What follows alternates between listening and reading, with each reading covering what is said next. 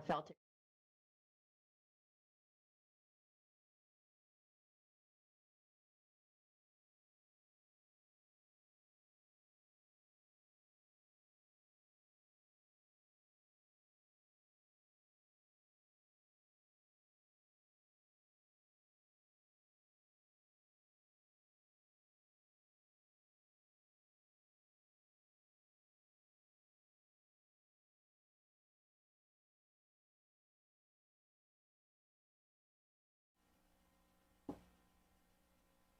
All right, tonight we've got Sarah Salter Kelly with us.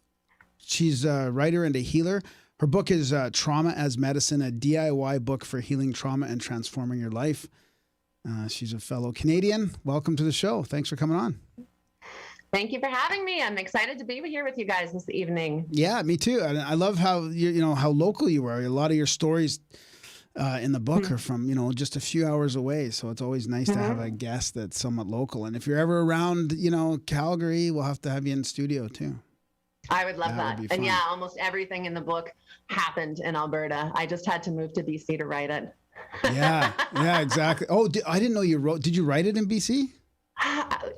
You finished it off? The beginning of the manuscript I worked on for 7 years or longer, but the actual, taking everything out from that I'd stored inside of myself and putting it out on the table and working with an editor over the course of a year, that was all in BC over 2019 and then 2020. Were you always a writer? Or did you realize how good you could write the book? Because I honestly, I felt like a lot of it was really hitting home. And I know part of that is like you have a great story to tell as well, but it was very well written. So. Thank you very much. I started writing poetry by copying old country songs. So, there you go. It was poetry and, Dolly Parton and Kenny Rogers back in the, 1980. When I was 5, I'd put the record on and I'd write the words down and then eventually came up with my own poetry. So I'd say poetry is my first medium. And through that, even figuring out, honestly, how to put a book together so that it was comprehensive for people, where I'm so used to teaching from more of an alternative point of view, that took a lot of practice, and I had an amazing editor. Great. When did you decide? I'm sorry? When did you decide to actually write it? It felt to me like it's been in the works for a while, Fucking a long time. I can say fuck on your show, hey? Yep, you bet. Yeah. I can tell you're from Edmonton. Probably at least 7 to 10 years. Yeah. And it, in many ways, came from the pushiness of my mom's spirit and my need and my own healing journey to make sense out of her homicide and to understand how my grief related to the bigger picture. And then how could I use that in a way that was helpful for other people in their healing journey? And so times where I wanted to stop, I didn't want to go there. I definitely felt her spirit kind of pushing me along. And so that gave momentum to it. Do you want to get into a little bit of how, the sort of the traumatic part of the journey? And I do. Should we do that? Should we get in there that early? Because it is. We can just go for it. In some ways, I'm feeling with the pandemic, I'm so hungry for public speaking, and this is becoming the new forum lately, right? So I'm like, give me some people to speak to. And so for everybody out there, we're pulling you in, even if I can't feel them. So yes, I do. So Trauma as Medicine is a personal memoir that is offering up my story of my mother's homicide as a template to support people in their own healing journey. And so to tell the story, I have to go back in time into December of 1995. And in fact, I'll even go a little bit further back then into the earlier 90s, because I left home at a really young age. When I was about 15 years old, I went from the West End suburbs of Edmonton to living on Bellamy Hill, right downtown. And I often joke that I was kicked out the same day that I decided to leave home, and that the two came together in that experience. And in those first few years I was on my own, I lived in some very precarious situations that compromised my safety and my security. And so I had to learn how to trust myself. And I learned to trust myself by not trusting myself, right? By all those moments that I didn't listen, all of those, the time I was hitchhiking to Red Deer and got picked up by a not so savory driver, the time that I, didn't look behind me when I was being followed home at night and was mugged. And so all of these experiences, because I was really punk rock and I thought I could challenge anything and I could go into any situation, showed me more often than not that I needed to listen to my intuition. And I needed to listen to this deep reservoir of wisdom that I had inside of me. And so I start there because I feel like our connection with our intuition is paramount in our healing process. Our intuition gives us this sense of security that we're connected to something greater than us. And that impulse can drive how we show up in our lives and in the world. And so at that young age, I felt very guided by my intuition. So at 16, 17, 18, so that by the time my mom died, I was 20. And not only did I trust my intuition, but I had started to explore earth-based traditions. And I had this, kind of arrogant idea that my connection to spirit meant that I also was immune to tragedy. I thought, wow, I had life figured out. I knew how to follow my inner guidance. I knew how to trust in the way the universe orchestrated life. I knew how to create my own rituals and ceremonies and actualize self-empowerment. I had it made. And then on the date that I'm referring to, on the fateful December 7th of 1995, my mother, Sheila Salter, was attacked in the parking garage of her work by a stranger. She was driven out of town and her body was thrown into an abandoned farmhouse. And we didn't know where she was or what had happened for 10 days. And so this is right in the Christmas season. And in so many ways, the community of Edmonton really created this the sense of support where they did everything that they could, random strangers, to try and help find out what had happened to my mom. There were search parties organized. There was, anything that you could think of in a circumstance where a woman goes missing was there. And my family did what you do when you're in this totally foreign territory. You figure out how to breathe moment by moment, and you figure out how to get through the next 5 minutes and then the next hour and then the next 24 hours, because when the trauma is so acute, all that you can do is figure out how you're going to be in this space where everything around you has changed. Everybody else's lives seem to be going on as normal. And that's really hard for the mind to conceptualize. Like, why is it that the day-to-day regime seems to have this level of normalcy for all the other folks out there, and yet your world has totally fallen apart? And so in that experience, we did our best. My dad held a press conference in which the whole family attended after she'd been missing for about 5 days. And, to be honest, you guys, all I had done in the 5 days leading up to that press conference, you want to feel like you can do something in a situation like that. And there's nothing you can do. However, I remember a friend of my aunt's telling me to visualize that I was sending my mom healing energy. And so I'd imagine holding her head in my lap and I'd be giving her Reiki, although I didn't know what Reiki was at that time.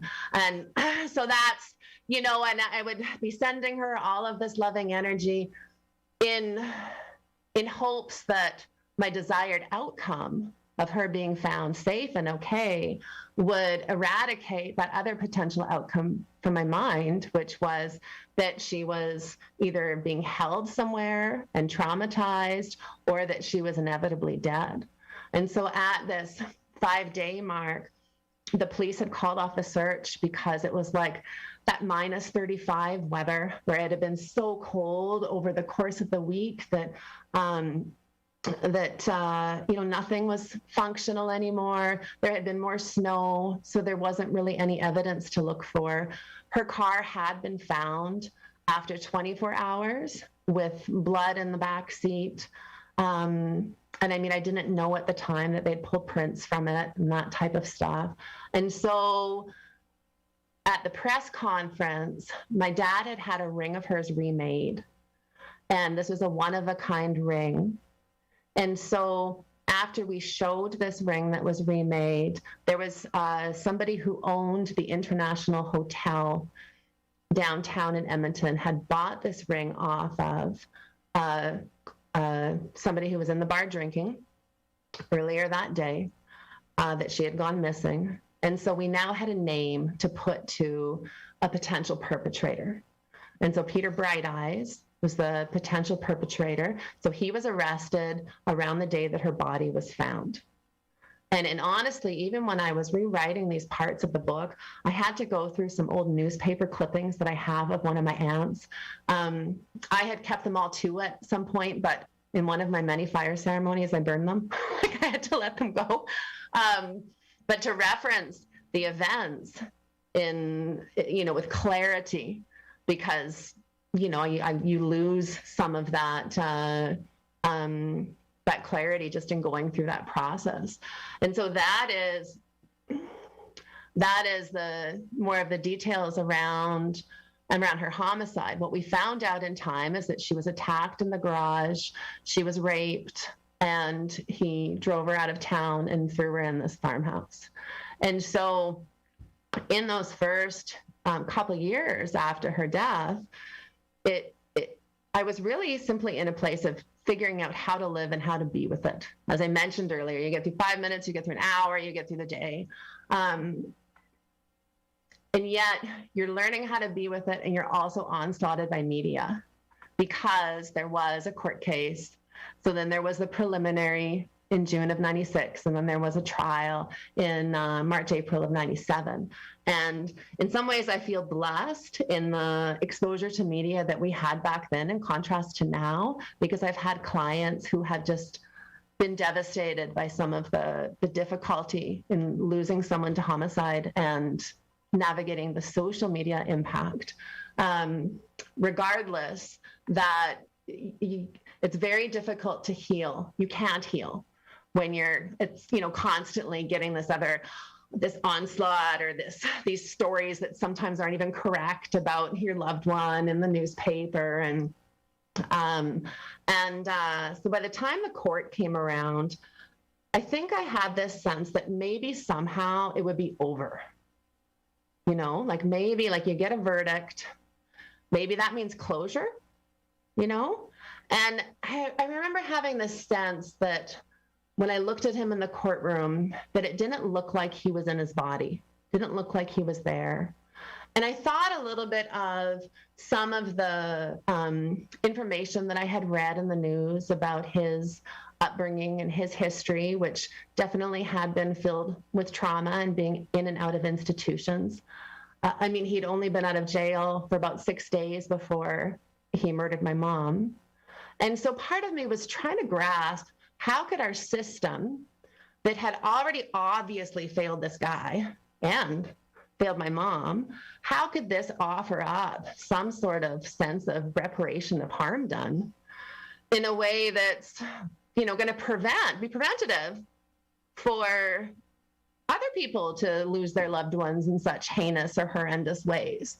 And so I knew that it didn't feel safe for him to be out on the street, because he obviously wasn't in his body. However, I also, felt frustrated in what we had in the justice system, regardless of that, he was found guilty of Man 1 in the beginning of April of 97.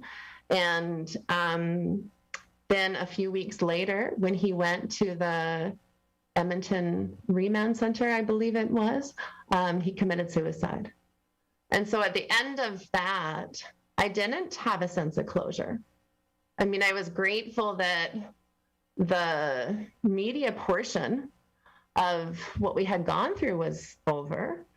But the pain was just as great. You know, it wasn't like, oh gosh, that's wonderful.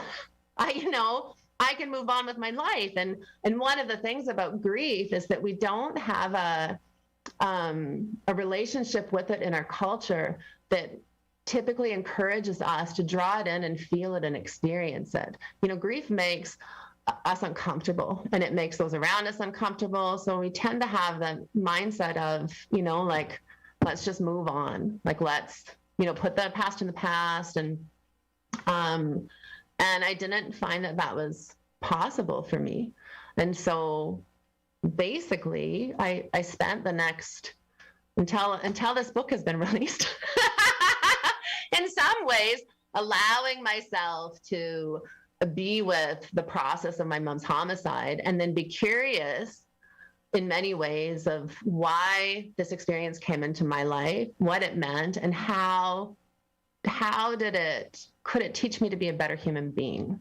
Which is, as you know from reading the book, after unpacking the story, I discuss how do we then be with these most unspeakable places or most unspeakable experiences in such a way that it offers us real, tangible, embodied healing, where we're not having a spiritual bypass, but we're like actually in that intense, wild and crazy, fuck, this hurts and it's so painful and I hate it and I don't like it, and I can somehow figure out how to allow that energy to move through me. Yeah, like you explain in the kind of the shamanic healing portion, which we'll get into later, is that Andean sort of bringing the emotion in and having it transmute, really. Absolutely. which is what we're not taught to do in our Western culture, how to deal with these emotions. It must have been strange from a spiritual perspective, because your mom was quite spiritual as well, right? And you kind of had this sort of, I don't know, want to use New Age necessarily, but a metaphysical aspect to life, let's say. And then the bright eyes thing. I mean, there's a couple synchronistic things that happened too. I mean, that must have been strange hearing his name after. Wasn't your mom called Bright Eyes quite a bit? Yeah, I mentioned in the book that had been a name that her father had called her, I think, when she was really little. And so for him in particular,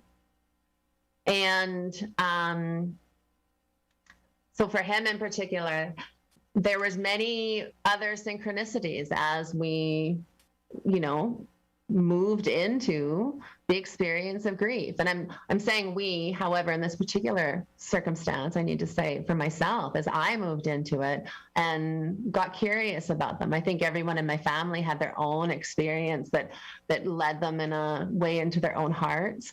For myself, I mentioned earlier to you when you asked me about how long it's taken to write the book or how long I've been working at it, that a lot of it was the push of my mother's spirit. And I would say, in truth, so much of the journey was compelled by my curiosity of what I'd hear her spirit telling me. So I'd be sitting there with this really immense grief, and a lot of the ways I practice expressing my grief in my early 20s is I would walk in ravines in Edmonton. Like, I'd have bare feet, walking through the mud. I didn't care if people said they might be polluted. And I'd be singing my favorite songs out loud as I needed to, crying in need as needed, and just really letting that feeling of grief come through me. The more that I allowed that feeling of grief come through me, I would hear some of this guidance from my mom. And it definitely came from a New Age metaphysical place that can seem cliche.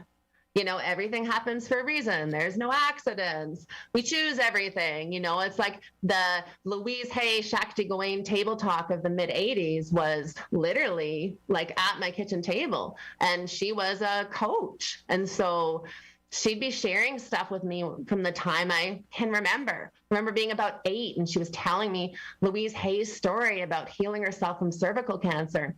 And I didn't know what a cervix was, but I could tell my mom was really excited and that I should get excited too. So I was like, wow, that's amazing. And so that exuberance, I would say, was definitely part of her demeanor. And so it was there in her spirit as she led me through my own healing. And it's definitely similar to what I carry inside of myself. And so I would argue with her. I would be like, oh, okay. So really? There's no accidents? Really? Really? You got murdered. Come on. Like, I used to believe you. I used to believe if I think I'm safe, I am. That's another common affirmation. I used to believe everything happened for a reason. However, here I am with this most devastating experience, the most unimaginable, unspeakable trauma. How the fuck could everything happen for a reason? And so that was some of my initial arguing in those first couple of years. And, one of the things when your life goes through a sudden change like that is that you pull out all of your beliefs and ideas. Often you almost purge them. You vomit them out, you take them out, all of the things that you can't reconcile or that you have inner conflict with. And, maybe you stick them on a pile, throw them in the compost heap, or, either way, you go through an extraction process. And as time starts to pass, you begin to notice that maybe some of those still do resonate with you, but in a different way. And maybe some of those beliefs fit, and maybe as you look at them from this point of view or from that point of view, that you can see how somehow they fit into the greater schematics of your life and who you are. And so as I evaluated, and I'm a purger, so I had to get rid of all my beliefs, right? I was like, to hell with all of this. I don't even know what to think anymore, other than I'm really sad and my mom's dead. And so, I took all of that out, but I continued to talk to her. I had gone to a Shakti Gawain workshop with her in Calgary, actually. And I had a brief stint of time where I worked at Good Earth on 11th Street in the spring of 95. And so I went to a Shakti Gawain workshop at, I think, the Center for Spiritual Living. And one of the things that she taught us was how to do this voice dialogue exercise. And it's basically where you imagine that you're having a conversation with somebody that you need to communicate with, and you just start to go back and forth in the conversation, really letting yourself feel into what they would actually say. And so I would do that with my mom as often as needed to express unresolved grief or anger. And as I started to question, does everything really happen for a reason? Maybe there are no accidents. If this was true, what does my life look like? If this was true, why did she die? If this was true, what does that mean for me?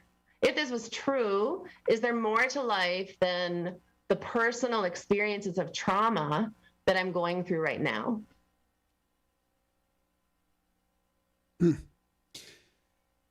Did you went through, I mean, I was going to ask you this question and you already answered it. And this is what was happening when I was reading the book is I kept thinking about these questions and then you just start talking about it. And part of it was like, trusting your gut and fear based on false emotions and how to recognize that instead of just, following false fears. But you must have gone through this part of grieving where you're thinking of, is it all on purpose, and all these sort of new age cliches, and then getting into, resentments and blaming and forgiveness. And definitely, and those are all a part of the experience and was for me. And one of the things you've probably noticed too about grief is that it's circular. It's like there isn't an order. And so I would say for myself, a lot of the unpacking of beliefs happened earlier on And it was slowly, as I started pulling in what felt like it resonated for me and integrated it into my life in a way that I was embodying it. And so, I had twin girls when I was 24. And so learning to be a mother and to teach them from a place that was intentional was a huge part of my grief process too, because it meant I had to really be conscious of the energy inside of my body and conscious of how I expressed that and conscious of the people I hope that they would become, right? So that part there was almost a regrowing of some of my beliefs through the act of becoming a mother, through a lot of organic gardening. Then after about 10 years, it's where I noticed that I had not resolved or dealt with any of my feelings about around her perpetrator. And so prior to that, I had to go through experiences of forgiveness with my mom, definitely through any childhood stuff that wasn't resolved. I had to talk to her about that, and I went through resentment and however, the forgiveness part with her perpetrator, that took a long time for me to even consider. I actually think that in the first 10 years, if I was to even allow him on the stage of my consciousness, is that it felt like it would be taking away from the significance of my mother's loss, and it would have been some sort of betrayal to her. And so even in those first 10 years, he would show up in my mind on occasion, and I would use all my energy to push him away. I was like, and in some ways, it wasn't so much as a spiritual bypass. It was more of, I just wasn't ready. He was the face of my biggest fear. And so I faced all these other little fears as I led up to that one. I mentioned in the book about learning how to create some sort of a felt sense experience of one of our own fear triggers so that we're not manipulated by that on a day-to-day basis. So how do we create an experience that is safe for us so that we can deal with this fear? And so, I went into the parkade itself, and I learned how to walk at night again. That was really important to me, to be able to be outside under the moon and feel safe. And even though she was killed at about 8:15 in the morning in the middle of winter, there was that association with being in the dark, and that association and vulnerability as a woman of, what will I do if a bad guy comes? How will I protect myself? And how do I know I can trust my gut anymore? Because my mom trusted her gut, and she also was murdered. And so that was a really difficult one for me to, for my own inner conflict. I fought with that inside of myself a lot. And I just had to accept that first, I wouldn't have the exact answer for it, other than listening to what my body said and listening to the guidance I felt she was sharing. And sometimes it comes down to how you choose to live your life. So do you want to live your life from that place of trusting your inner resources? Or do you want to live your life from that place of continuously being afraid that there's a bad guy out to get you? And I just couldn't live like that. And so, I remember the 10-block walk I did when I had a German Shepherd puppy that was about 8 months old that I'd named Kali. I thought that was a strong name for her to be my guardian.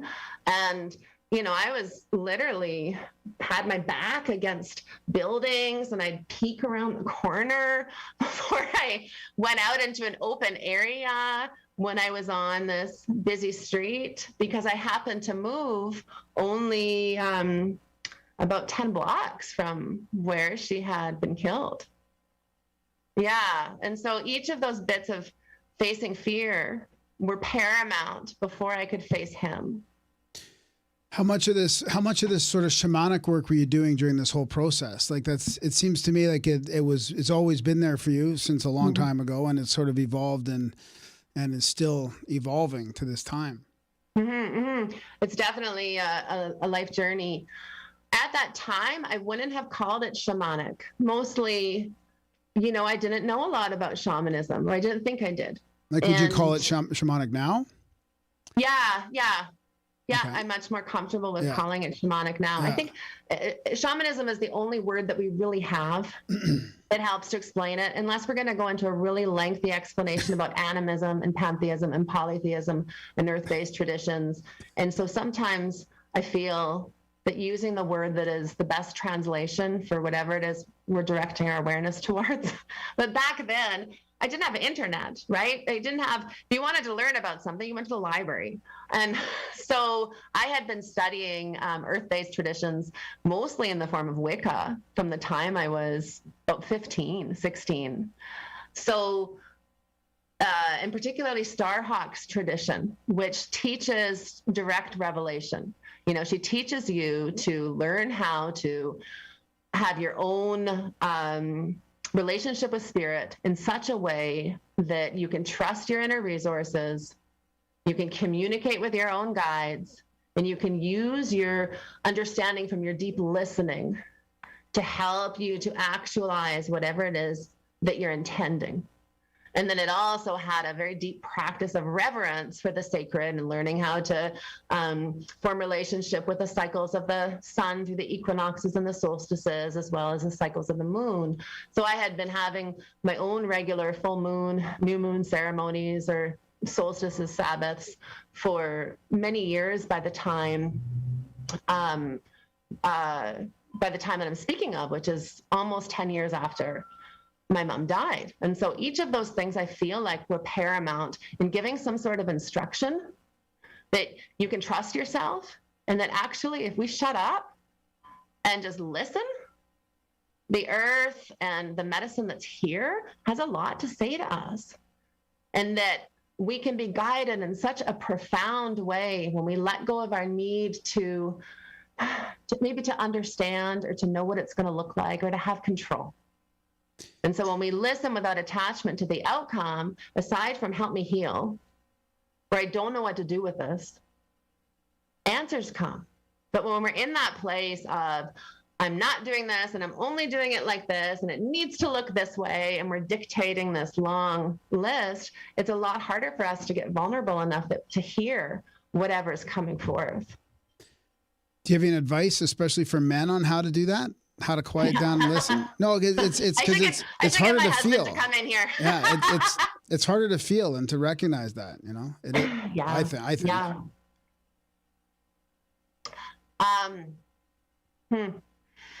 I was jokingly saying I should get my husband Mark to come in because we've been together for almost 27 years now, and so I've coached him a lot in that area. Just shut up and listen. Right.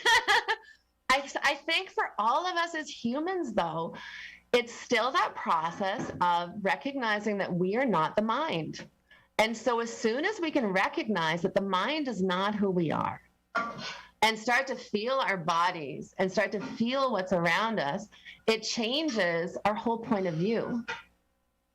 If we consider how earth-based traditions, shamanic traditions, are about recognizing that there's energy that is alive within everything, and we have a relationship with it, then that means as a human being, we also have a relationship not just with what our mind is saying, but with what's happening in our heart and what's happening in our bodies.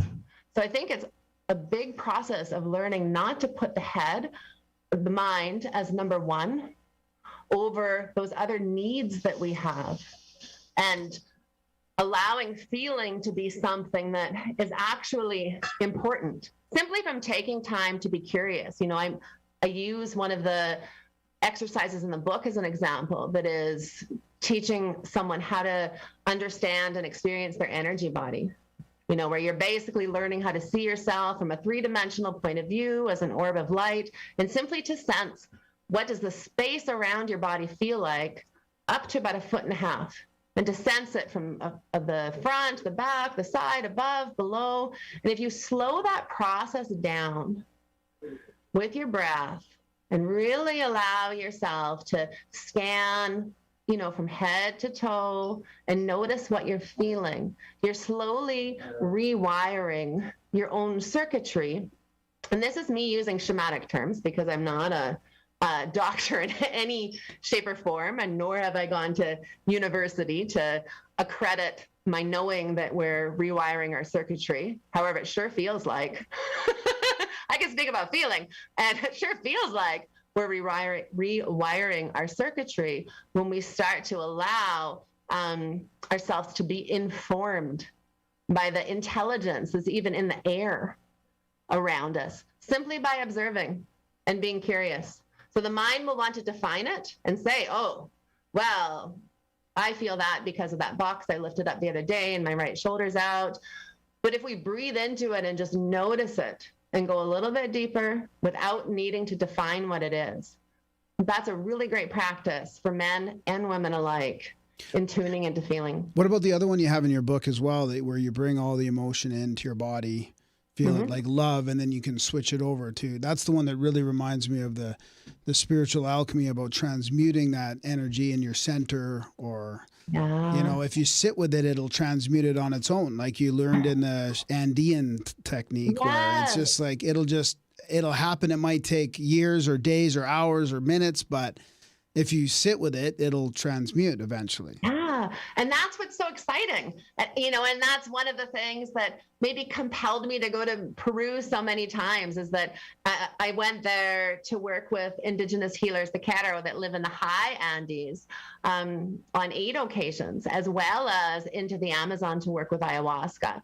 And so their whole precipice of their tradition for the Caro comes from a place of recognizing that interrelationship with everything. And so you're not separate from your trauma. You're not separate from any heavy energy. You're not separate from any of the difficult experiences that have come to pass. You need to learn how to digest them, metabolize them, so that you're assimilating the gifts and you're allowing yourself to compost the waste.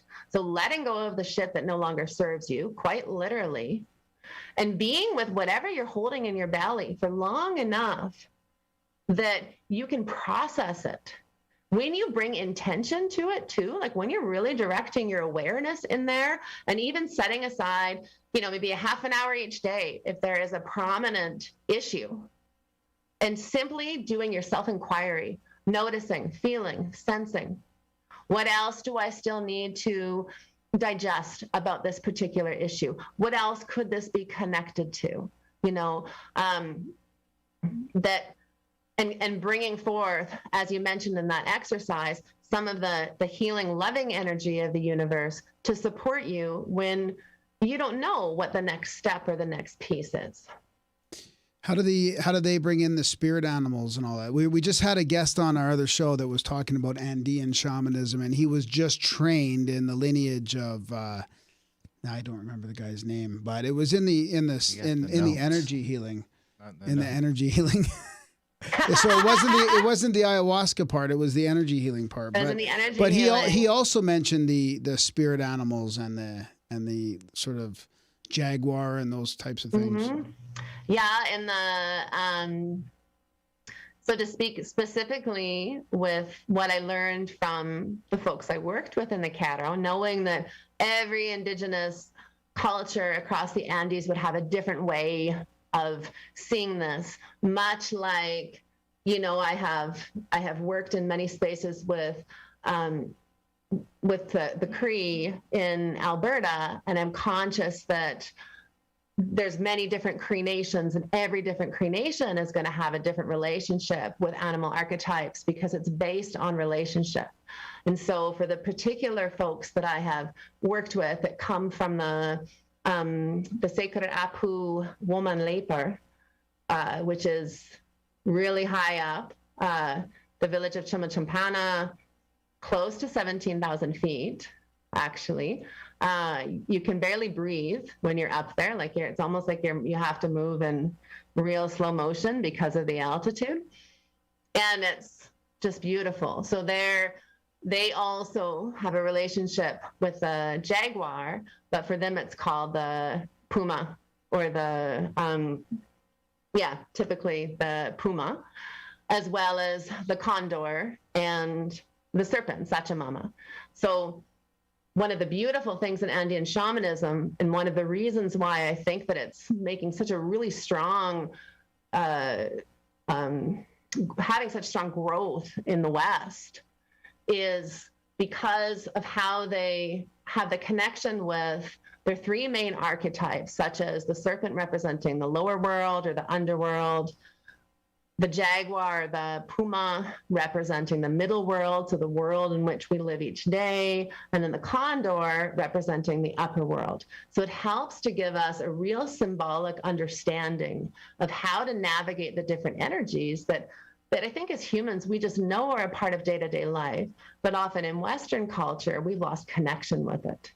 Especially the underworld. I mean, you mentioned that quite a bit in your book. I was going to ask you about, traveling the underworld, and just I mean, how do you trust that the guides you find down there are good? Or can you explain a little bit more about the process of going there, I guess, or traveling there? Yeah, absolutely. So I can't, there's the part of me that just wants to be ridiculously silly. So you can going there, totally. Going there straight up, or going there with ayahuasca or mushrooms, or right?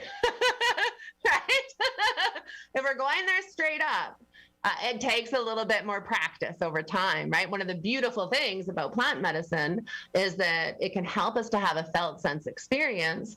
However, learning how to do that on our own is a really powerful tool in our healing journey. So learning how to just move into that space. So I like to describe it to people as the place that is symbolic of everything that we have left unresolved. It holds our soul wounds, our traumas, our disappointments, our loss, our grief, our all the things we wish we were, all the things that we know we're not, our fear, what we don't want to look at, the cultural taboos, the things we hate about ourselves. I think that there's a collective underworld, which I've felt into to some degree, but in my book, I'm speaking more about our personal underworld. And so in our personal underworld, this is what we haven't wanted to deal with. And when we name it as the underworld, we're giving ourselves the opportunity to find a symbolic way that we can move into something that makes no rational sense. And because our trauma and our fear and our grief and our disappointment and all of these things that made us feel so painful and yucky don't make sense, giving ourselves permission to have a symbolic journey into a space that can hold our greatest demons and our greatest fears. And it's allowed to, we don't sit there and be like, oh, you're crazy, you're seeing this. Instead, all of that's allowed. And so typically I support somebody in going into that space with a guided meditation or a guided shamanic journey, maybe using my drum or just using my voice. However, through time, we can learn how to go into that space ourselves, just with practice. It's like learning how to be a runner. And with the plant medicine, you can't stop from going there, really. Yeah, with the plant medicine, you're going in, right? With the plant medicine, you're going in. And so, so one of the differences that I've observed, whether that's in my own practice or in clients that I've supported, is that some people really struggle with the mechanics in their own constitution to feel comfortable in facing the triggers that show up each day if they haven't developed the skill to go into the underworld of their own accord. And so if they're always using ayahuasca or psilocybin or whatever their plant medicine of choices to move into the underworld, it doesn't necessarily give a person the embodied experience in the day-to-day to address the shit as it shows up when you're not in a ceremony. And so that's why I think that it's so important to develop the skill ourselves. It's about relationship. And all we're doing when we call it the underworld is creating a context that gives us some symbolism to move into this really dark and heavy energy that is seeking some sort of resolution. It's seeking digestion, again, for what the gifts are to be assimilated into your experience in the middle world, or maybe ascend into the upper world, and whatever that compost is to be released in that lower world, in that underworld, to help to feed the roots of who you're becoming. So very much so having that capacity to then use whatever it is that you've seen in your underworld to, say that you have a trigger that's relating to fear in your day-to-day life. And because you spent this time in facing something that was really scary for you in a shamanic journey, you trust in your intuition a little bit more that you'll have the strength to address it. Yeah, I like that. Darren, do you have any questions? I can tell you kind of, you're thinking of something. Well, I got more. I guess there's a couple things I want to talk about. Wait, I got it now. Okay. How does ego fit into that? Because ego is a pretty powerful factor to deal with when you're trying to deal with your shit, just to, dealing with those triggers on the day to day. Do you find any sort of tie in with the ego and dealing with grief or trauma in that same way? Because I guess it's all different manifestations of trauma would be one way of looking, the things that are with a coworker that drives you nuts. Maybe that's all the same.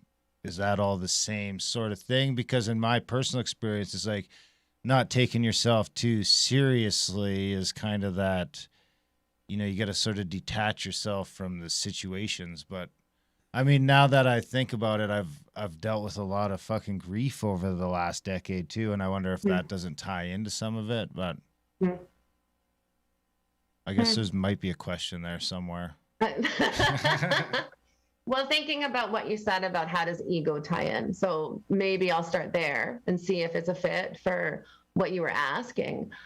The ego, I'm not somebody who's ever believed that we need to get rid of our egos. I think our egos can be a really great tool for helping us to have confidence and to be resilient in our lives. And our ego can simultaneously get in the way of letting go of all of those tethers that we have to control so that we can open to some of that vaster support of spirit. So if we were to speak of a shamanic journey in particular, so if I was to be leading you on a journey that supported you in slowing down the ego and in slowing down the mind, some people have a harder time doing that than others.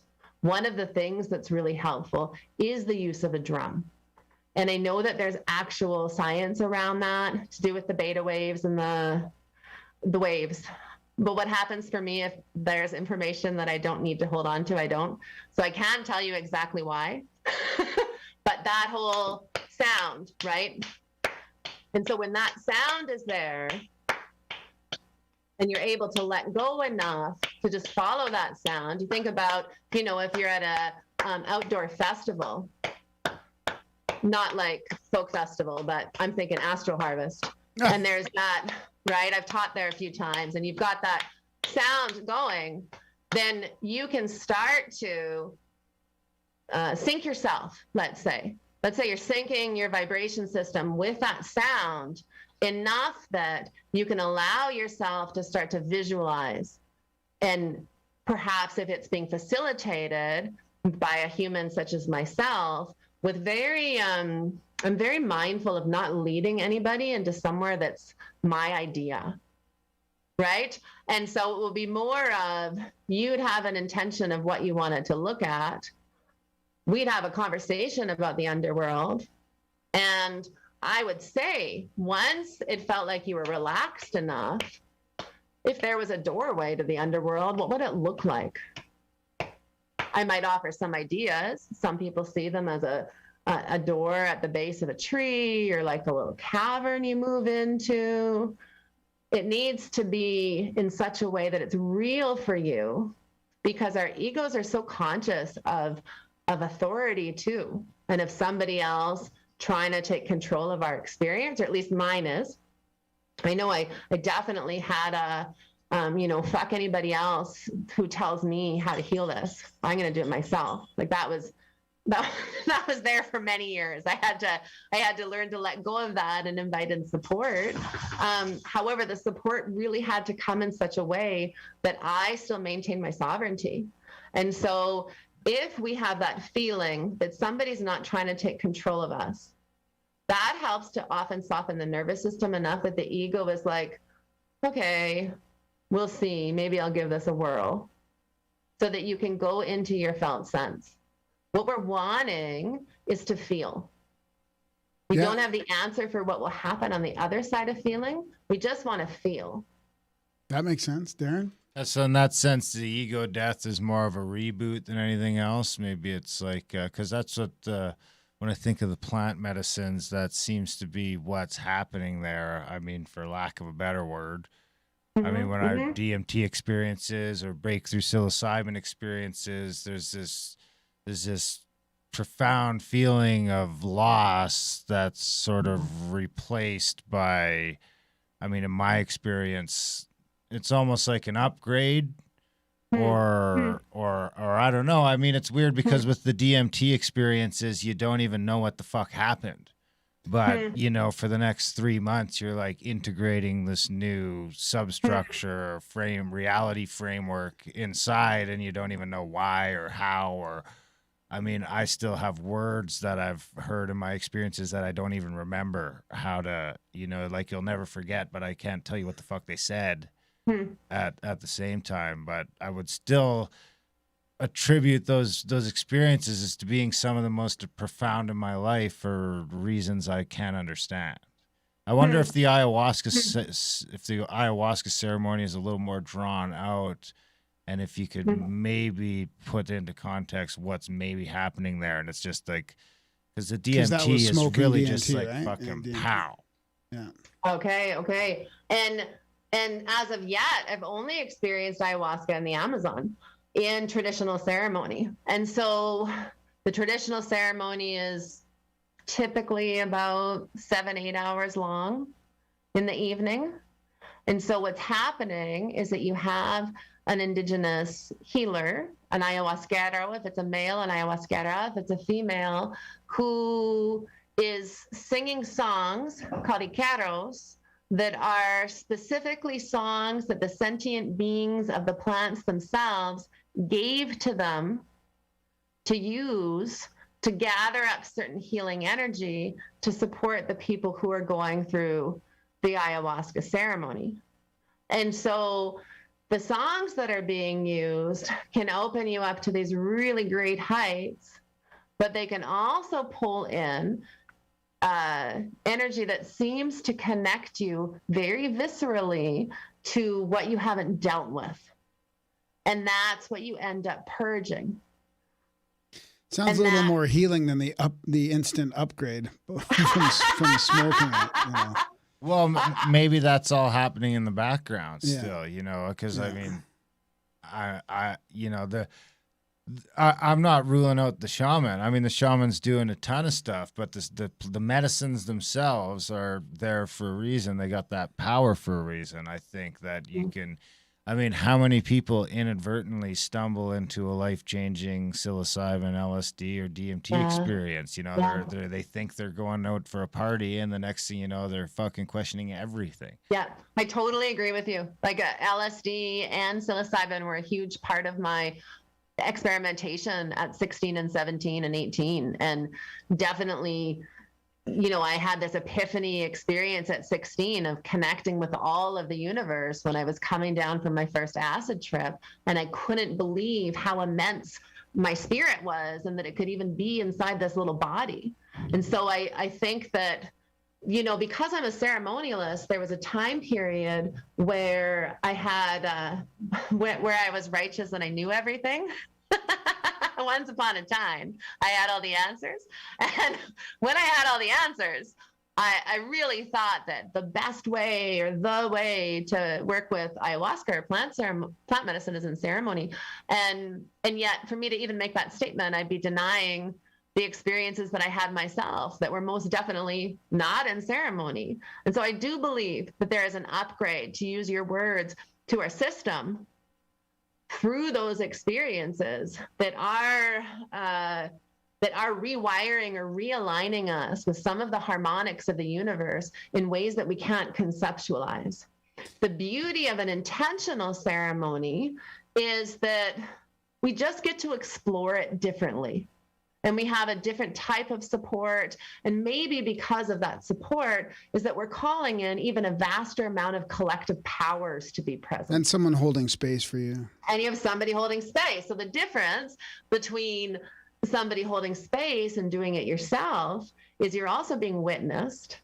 And sometimes it's scary. We usually haven't. We do it together. I have some buddies that we take care of each other and stuff like that. But it's interesting. It's especially with the DMT. I mean, the mushroom experience is a little more navigable.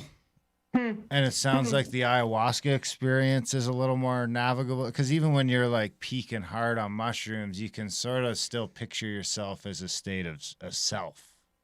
Like, well, and I think Darren it depends needs on the quantity. Darren's doing, and even you get into the higher ends of that. But I mean, that DMT, it's just like, Darren who? Oh, okay. Like there's 10 minutes or 5 minutes there that you're just like a particle in a void, or when whatever's going on, whatever you are, your entire sense of self is completely gone.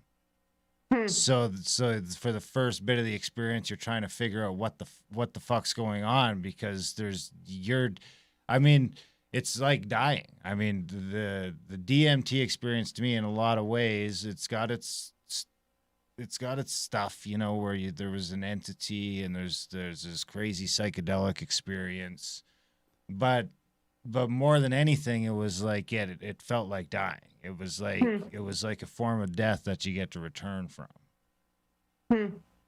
Was there anything like really that for profound. ayahuasca? I mean, the ayahuasca experience sounds a lot more navigable in the same way as the psilocybin, but I don't know. I wonder if the DMT isn't useful on its own, just for that complete experience, lack of self. And then when I thought I had it figured out and I tried to go back again, it was like, whew. And then, you know, since then I haven't, you know, I've dabbled in the mushrooms, but I haven't taken any significant amounts, anything other than, you know, what I would call microdosing.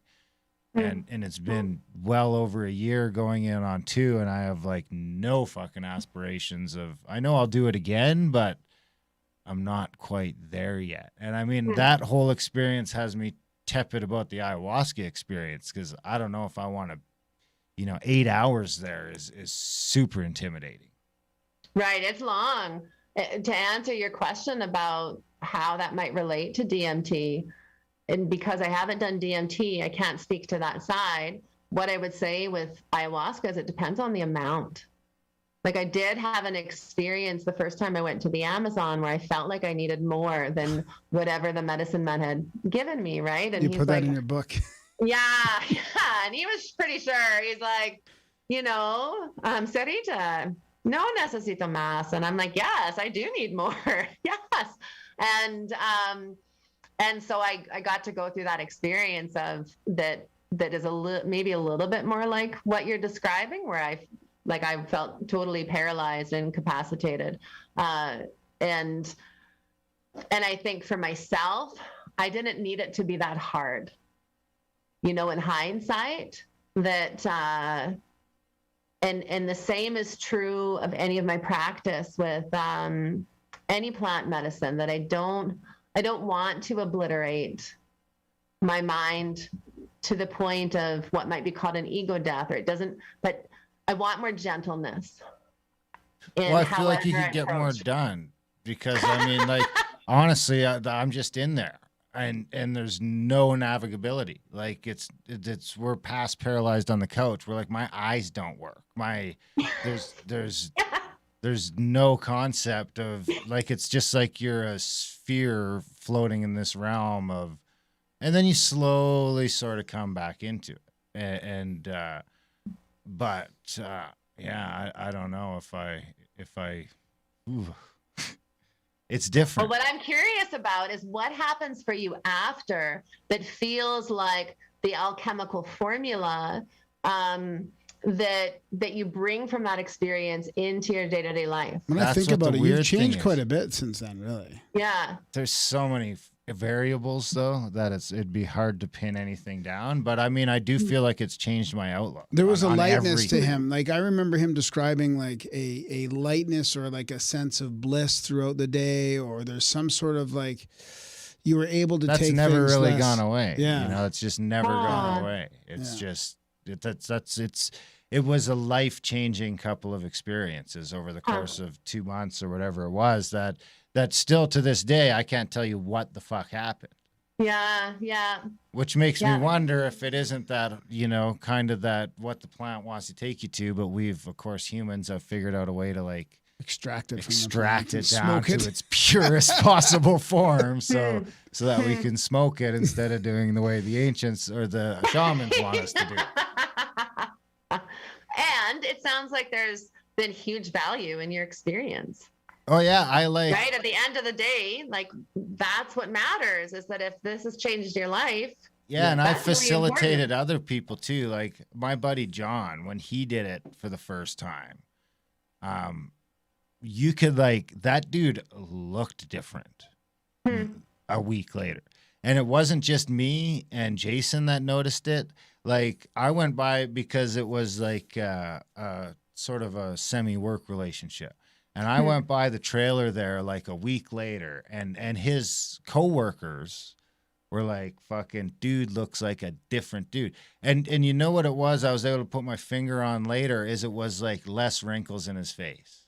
It was like his fucking face just relaxed. And to this day, he'll tell me that was a life-changing, and he's the same thing. He doesn't know, you know, and you're there, you're talking to him, and at the end of it, there's sort of you can feel like they're going through something more than I could feel I was going through something.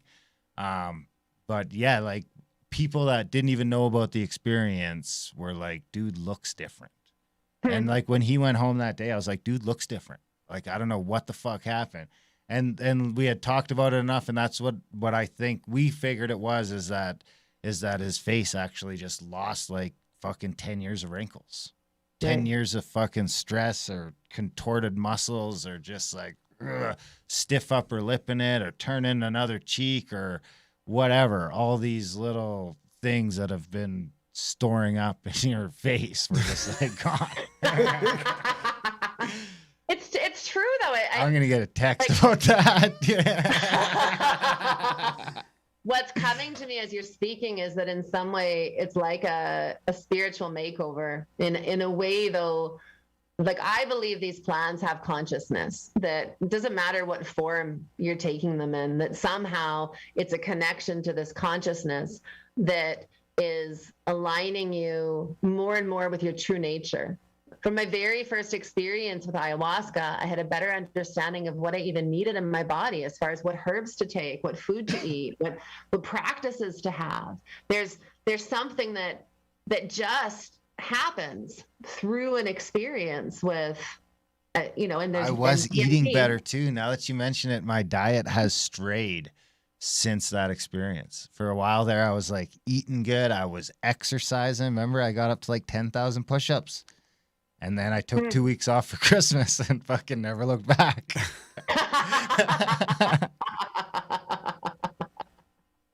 But I remember that like lately I've been, because I know what to eat.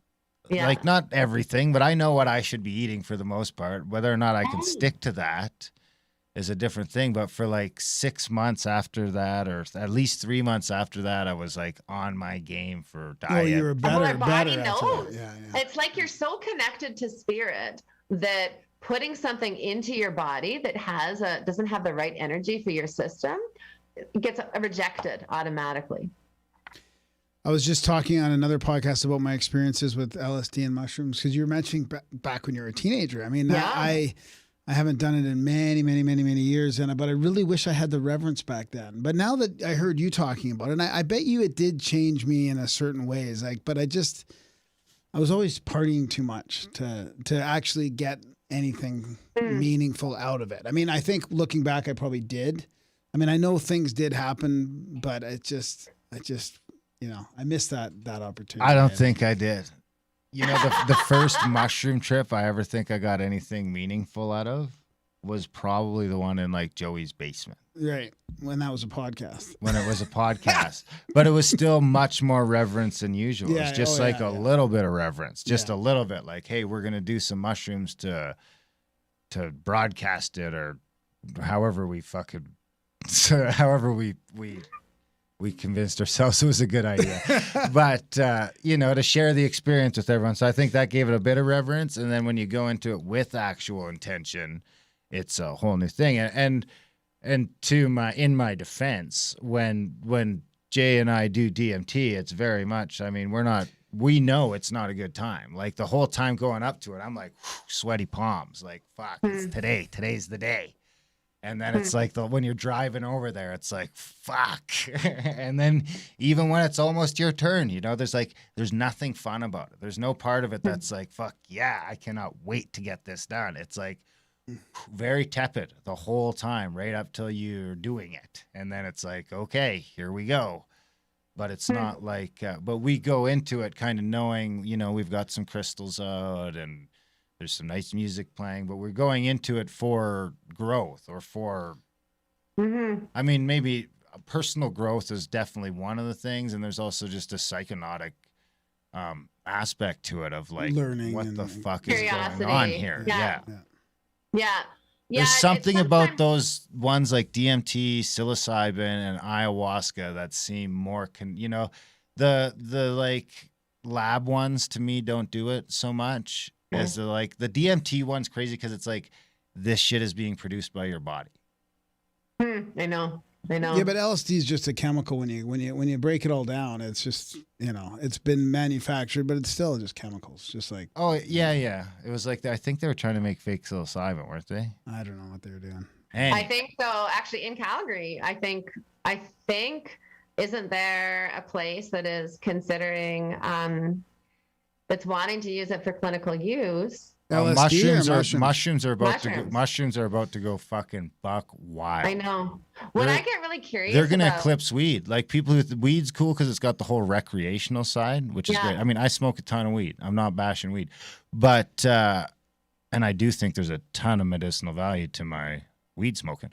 That aside, mushrooms are going to be a fucking game changer when it comes to healing, the real problems that our society faces. Whereas marijuana is more of and you can sort of hide from it more. I think. I mean, you can go the opposite. If you get into the edibles, good luck hiding. There's no place to hide from yourself.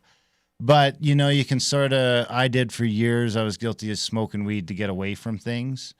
I mean, now I smoke weed just because it makes me happier, and I think that's better for my manifestation. Maybe it's a religion. I don't care. I'm not defending it anymore. But the mushrooms, I think, have the ability to like really change some lives on a different level than the weed can, I think. And I mean, there's the whole cancer thing I'm probably ignoring that cannabis is doing great things for, but I don't know. I'm pretty excited about the mushrooms because I never really thought I'd see it happen in my lifetime. Graham's been saying it's going to happen, and I've been like, no, man, I don't think so. And all of a sudden, it's happening fast. Yeah, I'm really excited to see the impact on our whole collective concept of reality. It like upsets the whole apple cart. I mean, it's more than just people getting better from earth medicine, trauma or whatever. That's all great, but that's all just our PTSD, all that stuff. But it's just like it upsets the whole apple cart of like people who were born in the generation of these things are the fucking devil to now they're only going to be, 60, 70, maybe at the most. And they've turned into major treatments for, it just seems like one of those paradigm shifting things that hopefully help start waking people up. I hope so. So there were a couple reality mind-blowing things in your story as well. The synchronistically, I think it's worth telling because we talk about synchros all the time here. Darren actually rates them sometimes, but he's pretty hard. Oh no! Oh, I'm harsh but fair. He's harsh, Yeah, but fair. okay. But I won't rate extremely personal ones. Yeah. So, Okay. but I mean, I very often I have the or you'll option. do it under the table, like you'll give some finger ratings No, so that I can't see it, but he can see it. No, I just get to because I don't want to rate it at all. I don't go near it. So if it's like if it's too personal and I don't have to defend it, but I always have the right to just what's it called when you don't vote? I abstain. I abstain from. Oh, you're from abstaining. rating. Yeah. Yeah. but it hit me pretty hard. I was reading, But your it's book usually and- it's a super spiritual one where it's like it's not my place to rate someone's like super spiritual After death. experience Sometimes or they're after after-death death or it's communication like ones and Yeah, stuff. it's like Fair a enough. dream Yeah. communication. It's like I'm not getting involved in that. If you think it's a fucking life-changing thing because a song came on the radio while you were thinking it and then your buddy texted you the same thing, I'll rate that. I'll rate that all day. You'll rate that. Okay. I'm ready. All right, so go for it. It's that the heavy The one. one. that The one. Yeah, I'm thinking of the one. in the wall. The one where, The the wall. wall. Yeah. Yeah. Okay. So I had said before we went down the mushroom hole, I had said something about forgiveness, and or you'd asked me a question about that, and so it was 10 years after my mother was murdered that I finally figured out how to address all the energy I had in relation to her perpetrator, right? I had never gotten angry. I didn't see the point in anger. I didn't want to be a victim. I felt pissed off that somehow I was a victim because of what happened. And so I went through this really lengthy, intentional ceremony. No plant medicine was used in it, where for about once a week over the course of 9 months, I created a ceremony and I invited him in so that I could have a conversation. And I had no idea if a spirit would come in when you called. I hadn't gone through this. He was dead. This was the only way I knew to get angry or to go into the victim self. And so when each ceremony showed up organically, I would get angry. I would play my drum. I would scream and shout. I had a 1.5-year-old or a 9-month-old actually who would be napping, and my twins were in kindergarten. So I had like an hour and a half and I made use of that little time slot. And what happened organically through that process is I had lots of different shamanic journeys that came on my own. And in one of those, I was led to this vision. And in this vision, I put my arm around, I saw a woman sitting on a wall. And I know this is going to relate to the other wall synchronicity. And so there's a woman sitting on a wall and she has her arm around this little boy. And she's pulling this little boy to her, and he's about 10 years old. And before them is a small pyramid. And I know that this boy is upset about something that he's done, and he has to go and make amends in this pyramid. So I'm kind of coaching him and encouraging him that he could do this. Then my conscious self kicks in, and I realize that in this vision, this little boy is Peter Bright Eyes, my mother's murderer, and that I am the woman as his mother in this vision. And I pulled myself out of it with, a holy fuck, what was that? How could I have this experience of compassion and love for this horrible, heinous human being that, up until that moment, I hadn't even thought of was deserving of love. And that experience led me on a really profound journey of contemplating who he was as a human being. And so as I slowly learned to hold and express this compassion that I had alongside of the anger that I had, and that took some time, they slowly started to weave themselves together in such a way that I started to contemplate forgiveness. Like I hadn't contemplated forgiveness until that moment. Forgiveness wasn't even on the table. And so in the fall of sometime in the fall, once upon a time, I don't know, in 2006 or something, I was at this shamanic training workshop, and one of the exercises that we were doing in the workshop was to make mandalas out of things in nature that represented our teachers. And I did this process very intuitively, where I would just, say a prayer, connect with my own felt sense, go out on the land, gather, make offerings and gather what felt appropriate. And then as I was making the mandala, I would ask spirit what each thing represented. And as I picked up what each thing represented, I would blow my breath into it, calling forth what it was and place it in the mandala. And I had the normal ones like mother, father, teacher from a time in my youth, mentor here, friend here. And as I got to this last remaining object, I saw that it represented Peter Bright Eyes. And I had this deep awareness that he was one of the greatest teachers in my life. And that actually totally disarmed me. I wasn't expecting that. But I knew it was true, that I would not have been able to go through the experience of compassion had I not gone through the loss of my mother. I wasn't in any way grateful for having lost my mother like that. However, I could see that had led to me having this experience of compassion, and I needed to be thankful for that. So in that moment of gratitude, I saw that I forgave him. And that sent me on this path of feeling such deep liberation. Like I had the keys to the universe at that moment of wow, this is amazing if we go into our deepest fears. And so being a verbal processor, I wrote about it. And I used to write in, this was the first article I ever had in Mosaic magazine, which was the body, mind, and spirit magazine in Alberta for many years. And I wrote about having created this ceremony with her perpetrator, about seeing his humanity, and then coming to this experience of forgiveness and liberation. So when it was in print, I was back from my very first trip to Peru.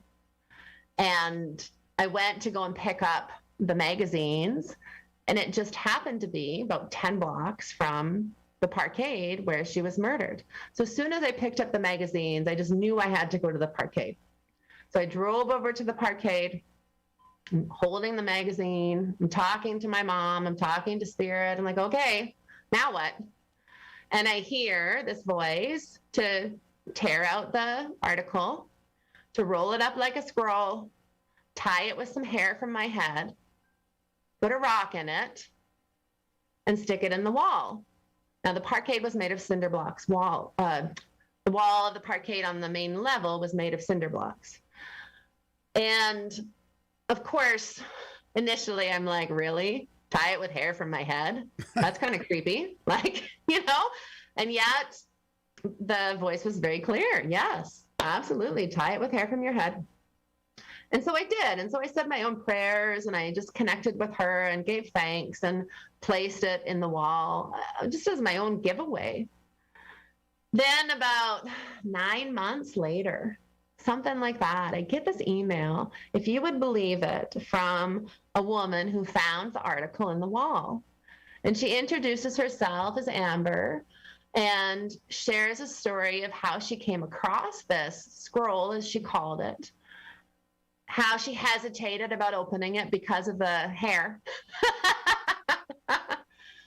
And if you would believe, she had lost her mother to homicide. And she came across the words that I wrote, and she couldn't believe that here she was finding a story of somebody who had also lost their mother to homicide, talking about a forgiveness experience with the perpetrator. And she was led there. That is my synchronicity for you to rate.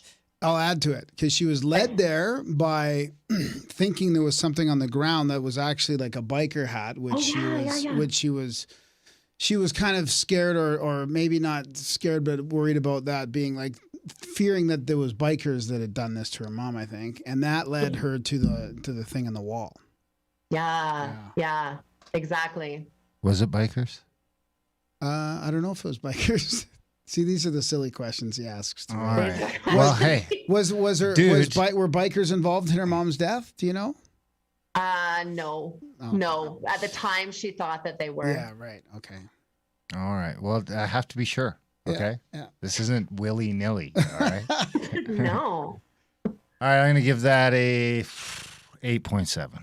Wow, that's pretty high. That's pretty high. That's one of the highest. I mean, I should have I feel like I should have some bells to Yeah. go. Yeah. Usually I have my just wait. 8.7. Nice. I need to nice. get one of those. He does have a we do have a jingle, a synchronicity jingle. I don't have the jingle board. Usually I only have it for intros because I tend to accidentally hit buttons sometimes. Oh, you got to put that on your wish list. I have a big long You wish need like a bell upgrade. list. Like one of those things that hangs down even, and you can just. That would actually be a huge downgrade from all the things we tried, but it would probably always work. But it would always work. Where can our listeners get the book? Where can they track you down on social media, anything like that? Yeah, absolutely. They can go to either sarahsalterkelly.com is my website, and Trauma as Medicine is my Facebook page. I have an Instagram, Trauma as Medicine, as well as Sarah Salter Kelly. And they can buy the book on my website. Awesome. Yeah, this has been great. I mean, you answered my question with the synchronicity about how you ended up, going through that forgiveness and all that. So, yeah, it's been fantastic. No, I love the book a lot. It was great. And, we really thank you for coming on and talking about it. Thank you, guys. And Thank you so much for having me. You also do like workshops and healings and stuff as well? Like, do you want to talk a little bit about that? I do. I had stopped everything before the pandemic because I was taking the year to write my book. And so I'm slowly putting up programs online that are corresponding with Trauma as Medicine. Okay. I do private sessions online right now. Okay. I single sessions or soul retrieval, or I do a forgiveness process that I use to teach in workshops. And then I'll have retreats next year and potentially trips to Peru the following year. Wow. Nice. That's great. Okay. Good. Peru, eh? Yeah. Yeah. Darren's already thinking about. We've been doing trips like we call them Contact at the Cabin, but now it's like Contact at the Canyon and all these different It got out of hand different workshops. fast. So I can see Darren's already going contacted Peru or contacted. I know. I'm almost a little nervous right We're now. heading to Cairo already. Yeah, we're going to Egypt and a whole bunch of things. But I mean, the ayahuasca thing would be a good contact. Oh, it's It would bound to be happen. good. Yeah. It's bound to happen. Dude, That might be when I finally try something. I've got. We'll talk about it off air. All right. I've got some what I would call legitimate modern day shaman. A good friend of mine and his brother want to do a legit get down to business mushroom ceremony. He called me the other day, and I was just like, "Whoo!" Wow. There you go. Yeah, I won't talk anymore about that right now. Okay. Thanks for joining us. I'll put links to all that in the show notes, Sarah, and it was great. And if you're ever in Calgary, look us up, and we'll have you in studio. I'm looking you up. I'm going to come up with a synchronicity where I can up my 8.7. All right. Good luck.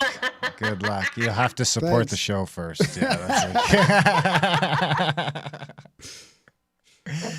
Thanks a lot, Sarah. Thanks. See you later. Awesome. Thanks, guys. Okay, see ya. And that was our chat with Sarah Salter Kelly. What'd you think, buddy? Oh, yeah, that was good. Yeah, I'm glad we got into the psychedelics and stuff. And you know what? We left some on the table, but it went on for a while. We might have to have her back on or something to talk about the residential schools. She gets into that in her book, actually. There's a whole chapter on the sort of, the racism of the natives and what's been happening with colonialism and the residential schools. But I mean, now it's just a whole other shift gears. So, but we got to get into that one of these days on the show. Like, again.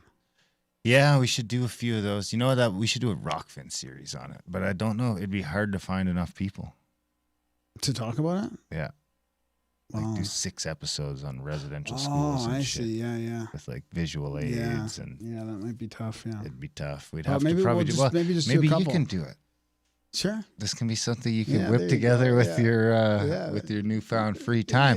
Of course, we couldn't do that newfound free time for Mr. Dunlap if it wasn't for lovely mother foes like you supporting the show. grimerica.ca/support. You have got Graham halfway out the door, 3/4, 2/3 of the way. 2/3 of the way. 3/5. 3/5. Yeah. 3/5 of the way out the door. Let's get him that extra 40%. grimerica.ca/support. If you're getting some value from the show, adding a little bit of value to your life, to your day, to your commute, to your workout, wherever you listen to the show, head over to grimerica.ca/support today and you decide that value there. It could be $1 a month, $2 a month, $5 a month, $20 a month, $50 a month. You decide. I mean, you got to cancel your cable anyway because it's fucking ruining your life. Trust me. Trust me on this. You won't really realize it till about year 3. No, And by a couple probably months. 3 months. 3 months. Yeah, but by like 3-5 years, you're just like, wow. Oh, you go back. We got to do that where you come over and watch the news one night, and we got to do that pre-show. We have to do it just for the experience of the show. That could be a Rockfin show. Grimerica watches the news. Fucking blown away. We'll just have it playing in the corner, commentating. Just commentating on it. Yeah. That's it. I think that's it. Anything else? Audiobooks. That's a good way to support the show. Adultbrain.ca if you want to get those audiobook action. And Grimerica Outlawed. Did you mention it? We should really mention that. Yeah, that's just our other show as well. And honestly, like if you just sign up for the free version, get more people listening for free, that would be fantastic. Just Grimerica Outlawed. And spread that out. Like it's really, we don't have any marketing. It's not like we're not even really on social media that much anymore. And that's not going to be a means of marketing. So it really is counting on just telling your friends. You know, I was at the Napoleon Hill Foundation website today. I was there yesterday looking. Were you? Yeah. What were you looking at? I was trying to see if we could get copyright on the book. I was trying to get what's his name on Outwitting the the Devil. I was trying to get. Did you see the course? Yeah, that I started going. I was like, oh boy, they're not going to give us copyright when they got all these courses and people taking the courses, and they're not going to just go, oh yeah, here are these two. I'm tempted to take the course. Are you? Yeah, it's a bit. I got the sense it was a bit because I went to the Canadian website as well. The Napoleon Hill Leadership and something course. Yeah, but it reminded me a little bit about those circuit courses in the 80s, like the 7 Habits of Successful People and like the Carnegie stuff. The Carnegie stuff. The Carnegie stuff is some of the most powerful stuff. I know, but dude, it just those feels things weird. still $3,000 a pop. It feels weird going into those courses with a bunch of people. I think it's online now. Yeah, maybe, but. It seems it feels a bit pyramidy to me, so I would want to look into it. What do you mean pyramidy? Pyramid scheming. I'm not going to sell anything after. I just want the training. They'll be selling you to sell the training, and you'll be starting your own business out of it. You'll be coaching. All right, guys. Thanks for listening, and we will see you next week. Still live, but not on video. Oh, yeah, live, but not on video. What happened to the video? The video shuts off with the guest call now, which is kind of nice. Oh, interesting. Anyway. Thanks for listening. Are we on YouTube too, or? This would have been on YouTube and stuff too, yeah. And it would have been? Would have been, yeah. Like it it's wasn't, not anymore. Or it is still now, actually. Yeah, let's see. It's currently on YouTube and Facebook and Rockfin. Oh, wow. Jeez. Oof. Facebook too, eh? I mean, I really am considering it just like fucking leaving YouTube altogether. You should put a note in there. Let's put a note in there for the Rockfin and just tell YouTube to just go to Rockfin and join it there. But they don't listen. I mean, I've been saying it for years. I know, but put it right there. And for 3 months, and it's still like 4 people watching on Rockfin. I know, but let's just put it right in there. Change that to that? Where does that come from, I wonder? What generates that? Anyway, you guys should be watching. The doobie-doo in there is just in there by default. Yeah, that just generates itself. Restream must do it somehow. It must be a setting. It must be a setting in Restream. Let's put the Rockfin. Well, that's the kind of stuff you could be doing. I'll do it. Sure. Yeah, you can facelift all that stuff. No problem. He says. No problem. There. I'll be calling you. How do I get out of this thing? Thanks for tuning in live. We'll be back. Do we have any shows? No shows till next week, right? Next week, yeah. No shows this weekend? I don't think so. Next week? No, that's a lie. We got Saturday show. Oh, is that Cometon? Cometon. Yeah. It says TGS/rock. Yeah, I wasn't sure if it's Rockfin or not. So that's Cometon. It's a religion. Astronism, yeah. Cometon. And then next Wednesday we got Frank Aida. and Jake Richards, Doctoring the Devil. Yeah. All right. Thanks for tuning in live, guys.